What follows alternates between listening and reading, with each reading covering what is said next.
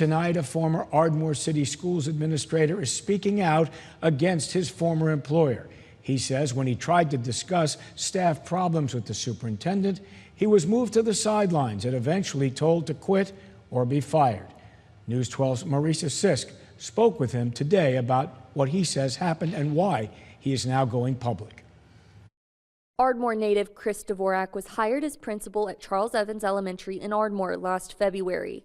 He says the superintendent told him at the time he was going into a school with significant staff unprofessionalism, dysfunction, and infighting. But when Dvorak tried to fix it, he says, it got increasingly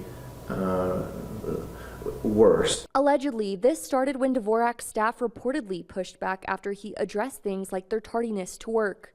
He says that Superintendent Andy Davis intervened, allowing these teachers to undermine Dvorak's authority. Although that was the least of his worries, because Dvorak says the most alarming incident occurred in August when he says a teacher smacked a special needs student in the mouth. He says when he went to an Ardmore City Schools director and Superintendent Davis, nothing was done.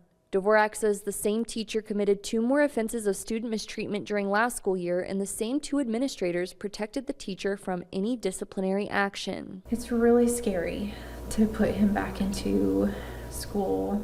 Last year, 2 Ardmore elementary teachers were fired after they were criminally charged with child abuse. One of those teachers, Susan Hartman, is accused of abusing a developmentally disabled 7-year-old boy at Charles Evans. She's pleaded not guilty and is due back in court next month. Also given the ultimatum quit or be fired was Dvorak's assistant principal, Autumn Simon. She says her loyalty to Chris as his assistant principal caused disloyalty from a district she's been working at for 16 years. It was hard because people I trusted ended up being not who I thought they were. Dvorak also says 4 new principals hired by Ardmore City Schools for the upcoming school year are not certified to serve as principals in the state of Oklahoma, which we verified with state records online. As for why they're speaking out, both say it's for the kids. I was done with administration, I really was. And, but I got back in and fell in love with the kids. It's always been about the kids, and I know I've said that 100 times, but